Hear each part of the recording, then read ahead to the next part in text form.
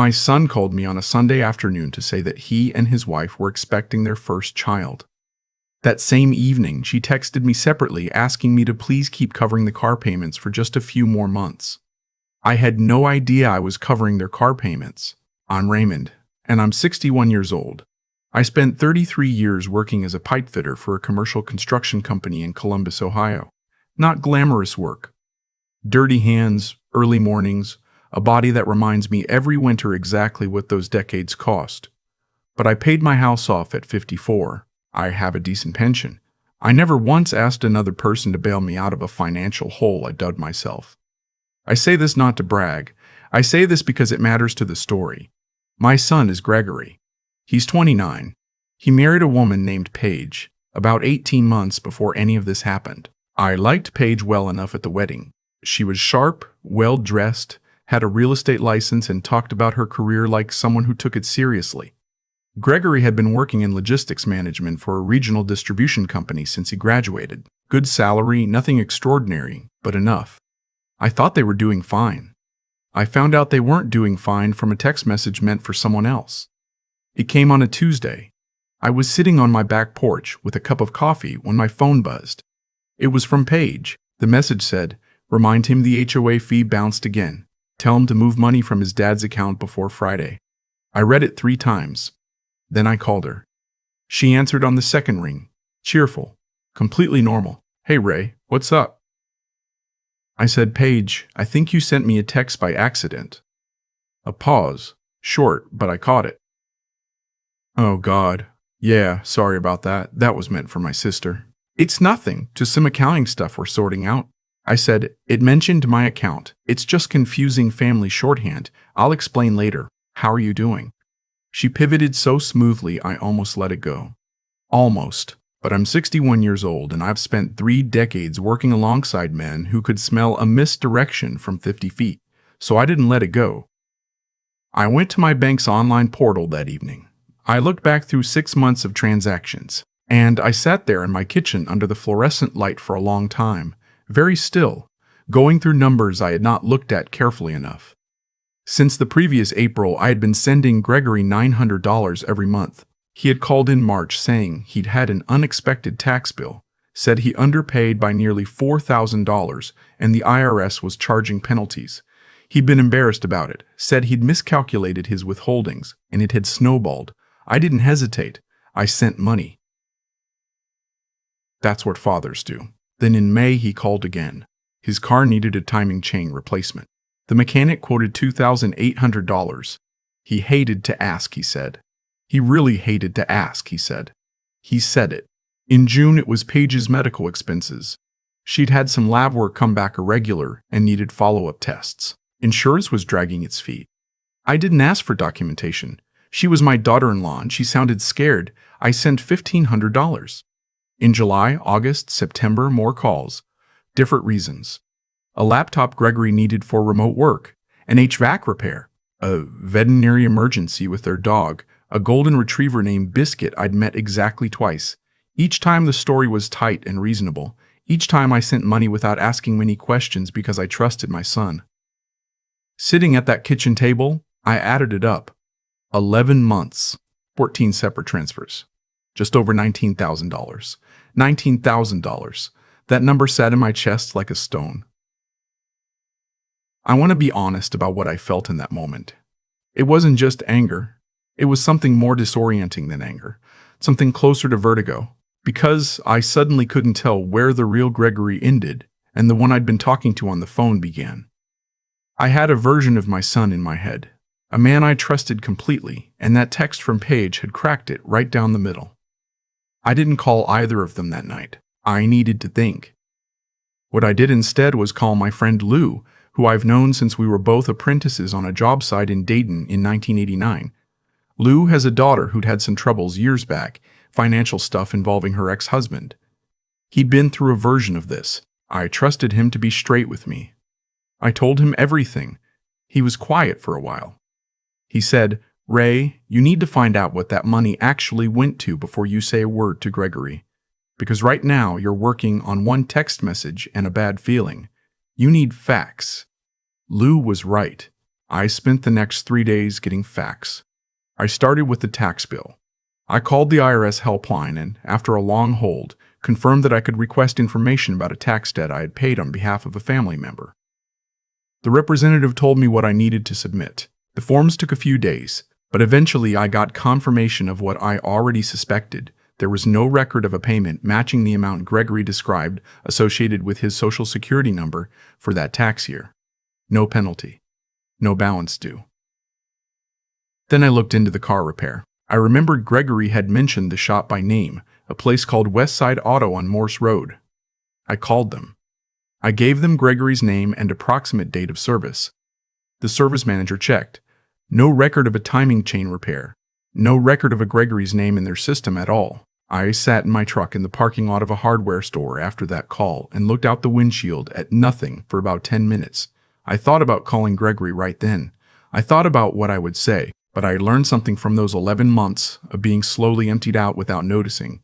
I had been too easy to manage when I was operating on emotion, so I kept gathering information. The medical bills were harder to verify. HEBA meant I couldn't access Page's records, but I did find their neighborhood's HOA website, which listed the annual dues and had a community forum. I joined using my name and a generic email. Within a few days, I could see posts from neighbors about the community's amenities, a pool, a fitness center, a clubhouse. Their HOA dues were $320 a month. Their neighborhood was not a struggling neighborhood. I looked up the address properly for the first time. I'd been to their house once, right after they bought it. A Sunday afternoon visit 18 months ago.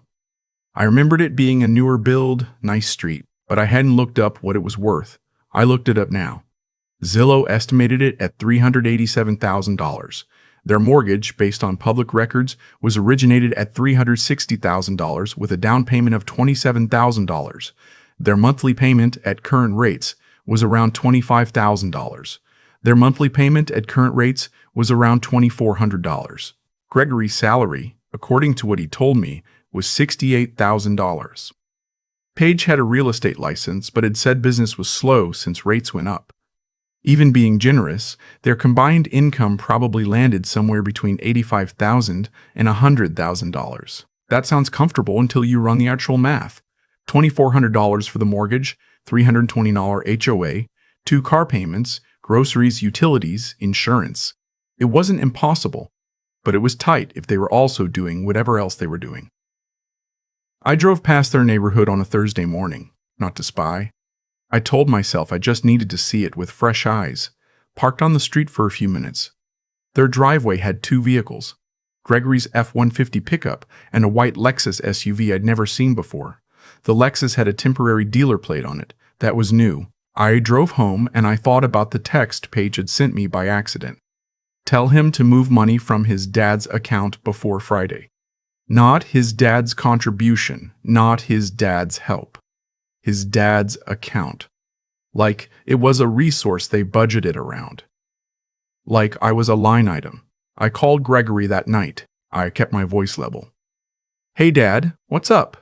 Just checking in. How's everything going over there? Good. Busy. Paige has a couple of listings she's working. I've got a lot going on at work. You know how it is. I do. Hey, I was thinking I'd love to come see the place. It's been a while since I've been over. A beat. Very brief. Yeah, of course. Let me check with Paige about the schedule. We've got a lot going on this month. No rush.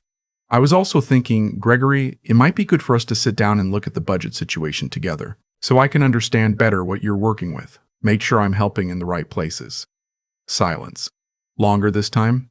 Dad, you don't have to do that. We've got it handled. I know you do. I just want to understand better. Fatherly interest. Yeah, sure. We'll find a time. He never called back to find a time. 2 weeks later, I sent my monthly transfer and included a note to the bank's memo line. 4 words, call me when convenient. He called 3 days later. Dad? Hey, got your note. Everything okay? Everything okay. Everything's fine. I just had a question about the car repair back in May. The timing chain job on your truck. How's it running now? A pause. It's fine, running great. Good. Which shop did you use again? I've got a noise in my Silverado, and I'm looking for a good mechanic on that side of town. I'd have to look it up. I don't remember off the top of my head. No problem, just send me the name when you find it. He said he would. He never did. I stopped sending money the following month. No announcement, no confrontation, no letter. I just didn't send it. I wanted to see what would happen. What happened was nothing for 3 weeks. Then Gregory called. Dad, hey. I think there might be an issue with the transfer. We were expecting it this month. I didn't send it this month. Silence. Is everything okay? Are you having money problems? That question almost made me laugh. He was worried I might be having money problems. I'm fine financially, Gregory. I just didn't send it. Oh, more silence. Can I ask why? I'd like to talk in person. Can you two come over this weekend? Another pause. Yeah, we can do that. They came on a Saturday. Paige drove the new Lexus. I watched them pull into my driveway from the front window. I had not told Gregory I'd seen the car. I noticed Paige's expression shift slightly when she got out. She glanced toward my door and then back at the Lexus like she was calculating something. I had coffee made. I offered them some. We sat in my living room, which Gregory hadn't been in for almost a year and a half. He looked around the room the way you do when a place feels both familiar and foreign. Paige sat with her ankles crossed and her hands in her lap, very composed. I said, I want to talk about the money. Gregory said, Dad, look, we've been going through a rough patch. I know. I want to understand it better. I've been sending around $900 a month since April of last year. That's about $10,800 in that period, plus the individual amounts for the tax bill, the car repair, Paige's medical expenses, the laptop, the HVAC repair. When I added it up, it came to $19,200. Paige's composure cracked just slightly. She looked at Gregory. Gregory said, I didn't realize it was that much. It's that much. I want to know what it's been going toward. He shifted in his seat. Different things. Bills. Catching up. I called the IRS, Gregory. There was no tax penalty on your account. The room went very quiet. I called West Side Auto on Morse Road. They have no record of your name or timing chain repair. Paige stood up, not dramatically, just stood. I'm going to give you two some privacy. I said, I'd actually prefer you stayed, Paige. I think you can explain some things Gregory might have trouble with. She sat back down. Gregory put his elbows on his knees and looked at the floor. He was quiet for a long moment. When he finally spoke, his voice was smaller than I'd heard since he was a teenager. We got in over our heads. The house was more than we should have bought. The rate locked in at something we thought we could manage, and then Paige's commissions dropped off and I had some issues at work. I didn't get the promotion I was expecting, and they restructured my bonus. It happened fast. How fast? Within the first 6 months of us buying the place. I let that land. So you've been struggling to afford that house almost since you bought it. He nodded. And instead of telling me the truth about that, you called me every month with a different story. Dad, if I told you the truth, you would have told us to sell the house. Would that have been wrong advice? He didn't answer. I looked at Paige. The text you sent me by accident. You said to tell Gregory to move money from my account before Friday. That's how you think of it? My retirement savings is a line in your budget? Paige's voice was steady, but I could see she was choosing her words. That wasn't a fair way to phrase it, I know that. We were stressed, and it came out wrong. What would the right phrasing be? She didn't answer either. I leaned back in my chair. The Lexus in my driveway. When did that happen? Gregory said, 2 months ago. New, certified pre-owned. While you were receiving $900 a month from me for bills you said you couldn't cover. He looked like he wanted the couch to swallow him. Paige's old car was having problems. We needed something reliable. You needed something reliable. But you couldn't tell me the truth about why you needed money. Dad, let me finish. I'm not yelling. I'm not going to yell.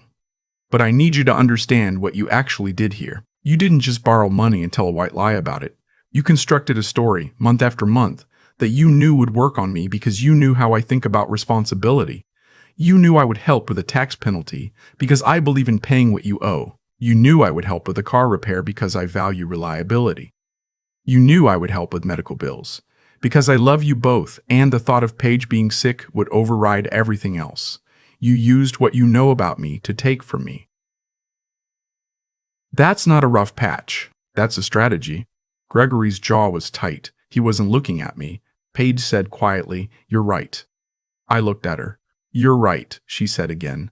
It started as a short-term thing and it turned into something we couldn't stop. Every time we meant to tell you the truth, it seemed like the wrong moment. And then it was too late. What would the right moment have looked like? She shook her head slowly. "I don't know." "I do," I said. It was the first phone call. When Gregory called about the tax bill. That was the moment. Everything after that was a choice to go further. We sat in silence for a while. Outside, a neighbor's lawnmower started up. Gregory finally said, "Are you going to stop helping us entirely?" I looked at him. He was my son. I had coached his Little League team. I had taught him to drive in the parking lot of a church on a Sunday morning. I had sat in a hospital waiting room for 4 hours when he had his appendix out at age 14. I knew every version of this person who was sitting in my living room unable to look at me. "Yes," I said, "I'm not sending any more money. Dad, if you do that, we might lose the house." "Then you might lose the house." "We can't lose the house. Paige's business is picking back up. I'm up for a review in March, if we can just get to spring, Gregory." I kept my voice even. "This conversation is the first honest one we've had in over a year. You just told me you've been unable to afford that house since 6 months after you bought it. That's not a cash flow problem. That's a structural problem. My money didn't solve it. It just delayed it." Paige had her hands folded in her lap, very tightly. She said, "Is there anything we can do to make this right? You can start being honest, with me and with yourselves. If the house isn't workable, that's a real estate problem, not a father problem. You both have skills to solve it. What I'm not going to do is keep providing a cushion that lets you avoid solving it." They left about 40 minutes later. Gregory hugged me at the door stiffly. Paige thanked me for the coffee, which struck me as such a strange thing to say that I almost smiled. I watched the Lexus pull out of my driveway and I stood there in the cold for a moment before going back inside. For a few weeks, it was quiet. Then Gregory started calling more regularly. Not to ask for anything, just to talk. Short calls. How was I doing? How was the weather? Had I watched the game? I didn't read too much into it, I just answered the phone. About 2 months after that Saturday conversation, my nephew Trent called me. Trent is my younger brother's son, 34 years old, works in finance in Cincinnati. He's always been sharp and direct in the way that people who work with numbers tend to be. He said, "Uncle Ray, I had a weird conversation with Gregory this week. I wanted to give you a heads up." "What kind of conversation?" "He called asking me if I thought you would ever consider putting the house in a trust. He was asking about estate planning. He wanted to know if there was a way to access equity in your property without you having to sell it." I held the phone. "He framed it as asking on your behalf," Trent continued. "Said you'd mentioned wanting to simplify your finances. I knew that didn't sound like you. It doesn't sound like me." I told him I'd have to talk to you directly about anything like that.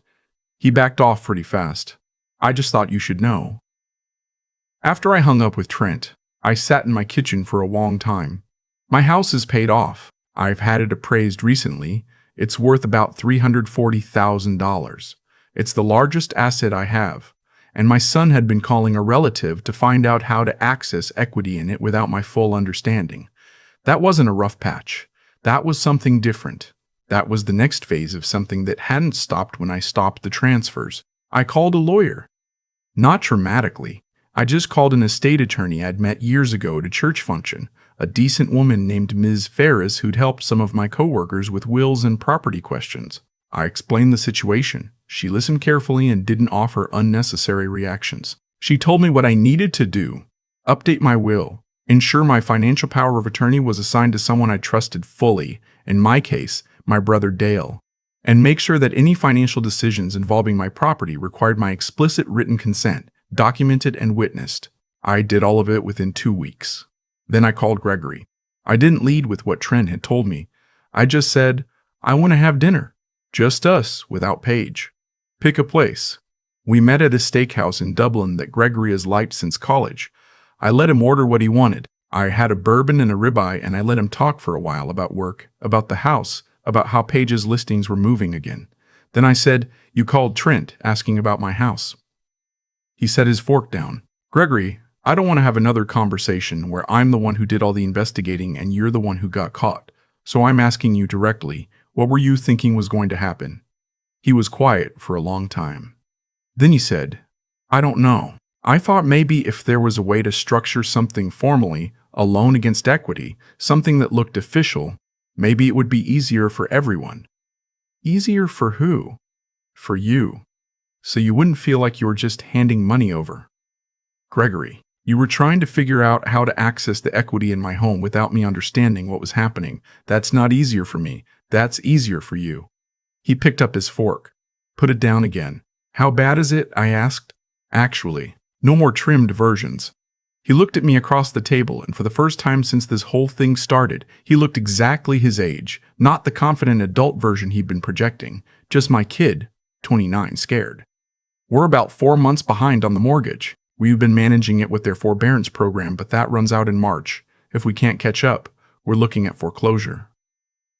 I didn't react outwardly. I'd been preparing myself to hear something like this. How much to get current? About $9,600. And after that? After that, we can manage if Paige's commissions hold. The pipeline looks real. She's got 3 closings expected in the next 60 days. I looked at my son. I thought about the $19,000. I thought about the Lexus. I thought about Trent's phone call. "I'm not going to pay the $19,600, I said. He nodded like he'd expected it. "But I want to tell you something, and I need you to hear it as coming from someone who loves you, not someone who's punishing you." He looked up. "You bought a house you couldn't afford because you wanted to look like you had things figured out. And then when it got hard, instead of making a hard decision, you found a softer option. Which was me. I understand that. I was the soft option because I made myself one. I never asked questions. I never pushed back. I wanted to help, and I let that wanting override my judgment. That's on me too." "Dad, let me finish. The problem is that the soft option ran out. And instead of course correcting, you started looking for the next soft option, which was figuring out how to get into my house's equity. That's the part I need you to understand. You are solving the wrong problem. The problem is not where to find more money. The problem is a house payment that isn't workable on your incomes. The money is a symptom." He was very still. "You need to talk to a HUD-approved housing counselor. They're free. They help people negotiate with lenders, evaluate options, selling, refinancing, short sales, all of it. This is solvable. It doesn't feel that way right now, but it is, just not by me writing checks." We finished dinner. Not comfortably, but we finished it. He paid, which surprised me. We hugged in the parking lot, and it was less stiff than the hug at my front door 2 months before. He called a housing counselor the following week. He told me this in a short text. "Appointment scheduled. Thank you for dinner." 5 words and a period. Which is very Gregory when he's trying not to make a big deal of something. They did end up selling the house. Not in foreclosure. They got ahead of it. Sold it 8 weeks later, in the spring when the market opened up a bit. Walked away with about $18,000 after fees, which went to pay off the Lexus and some credit card debt. They're renting now a 2-bedroom in Westerville. Paige is doing well with her listings. Gregory got a better offer from a company in Cincinnati and took it. They seem steadier. He calls me every Sunday. Not every week without fail, but most Sundays. Sometimes it's just 10 minutes. Sometimes it's longer if there's something to talk about. A few months ago, he drove up by himself on a Saturday no-reason divin and helped me replace the gutters on the back of the house. We worked most of the day without talking much. When we were done, he said, "I'm sorry, Dad, for all of it." I said I knew. We ordered pizza and watched the game. I'm not going to tell you that everything went back to the way it was. It didn't. Something shifted in how I see my son. Not in a way that makes me love him less, but in a way that makes me see him more clearly. He's not the straightforward person I thought he was. He's more complicated than that. He can deceive when he's afraid. He can look for the easy way out when the hard way feels unbearable. Those aren't things I can unknow. But they're also not the only things that are true about him. I updated my will. I had a real conversation with my brother Dale about my finances and my wishes. The kind of conversation I should have had years ago. I started paying more attention to my accounts, not out of paranoia, but out of the basic self-respect of knowing what I have and where it goes. And I stopped being the soft option. Not just for Gregory, for everyone. For the neighbor who always needs something borrowed and never returns it. For the coworker who calls looking for a recommendation and ends up asking for a favor. There's a version of generous that comes from real abundance, and then there's a version that comes from not wanting to disappoint anyone. I had been operating in that second version for a long time without calling it what it was. I'm 61 years old. I have a paid-off house, a pension, my health, a good dog named Winston, and most of my Sundays free.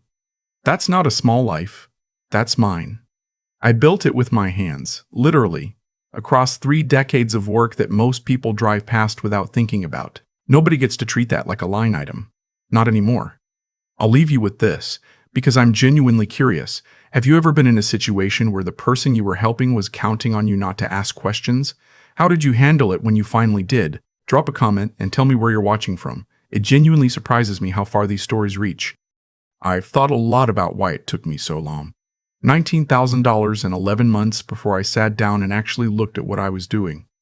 And the honest answer is that I didn't look because looking felt like distrust. I told myself I was being a good father. What I was actually doing was taking the easier path. The one where I didn't have to have a hard conversation, didn't have to watch my son's face fall, didn't have to admit that something between us had gone wrong. That's the thing nobody talks about when they talk about being manipulated by someone they love. It's not that you're stupid, it's that you're motivated not to see it. Every story Gregory told me landed on soil I had already prepared. Soil made of wanting to help, of not wanting to pry, of believing that my job as his father was to show up when things got hard. He knew that about me. He used it carefully, and I let him, because seeing it would have cost me something I wasn't ready to lose, the version of my son I'd been carrying in my head since he was a kid. What finally broke through wasn't anger. It was arithmetic. Numbers don't soften themselves for you. They just sit there. When I added it up that night at my kitchen table, $19,200, 14 transfers, a year of stories that didn't survive a single phone call to verify, I understood something I think a lot of people learn too late. Generosity without discernment isn't a virtue. It's a vulnerability, and when you make yourself that vulnerable to someone who's struggling and scared and not yet honest with themselves, you don't actually help them. You remove the pressure that would have forced them to grow. Gregory didn't sell that house because I pushed him to. He sold it because I stopped being the reason he didn't have to. That's a hard thing to sit with, the idea that my help was part of what kept him stuck. But it's true. Every month I covered what they couldn't. They got one more month of not having to face what they'd built. I thought I was buying them time. I was buying them avoidance. The Paige situation, the text she sent by accident, the call from Trent about my house equity. None of that made me hate anyone. What it did was clarify something I should have understood much earlier. People who are drowning will grab on to whatever is nearby. That's not a character flaw. That's panic. My job wasn't to be something they could grab onto indefinitely. My job was to be honest with them about what I could and couldn't be. And I failed at that job for almost a year by saying yes every time the phone rang. What I know now, at 61, is that integrity isn't just about what you refuse to do to other people. It's also about what you refuse to let other people do to you. Letting Gregory lie to me month after month wasn't kindness. It was a failure of self-respect. And self-respect, I've come to believe, is something you owe not just to yourself, but to the people around you.